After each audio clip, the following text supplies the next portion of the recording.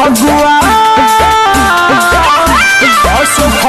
में करे धन्यवाद होली में रही है रहू छोटा पहले छोट रहू भइलू जवान होली में रही है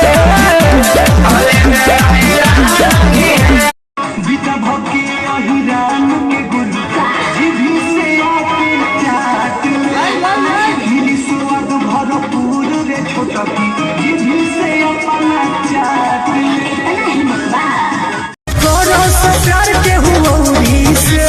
बोला पिया के हुऔरी से सारी लड़की का समझ पूरी था मजनू भी जरूरी था बोलनू भी जरूरी था मजनू भी जरूरी था बोलनू भी जरूरी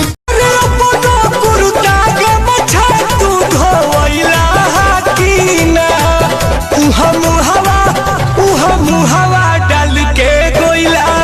न होइला की ना हवा डाल के गोइला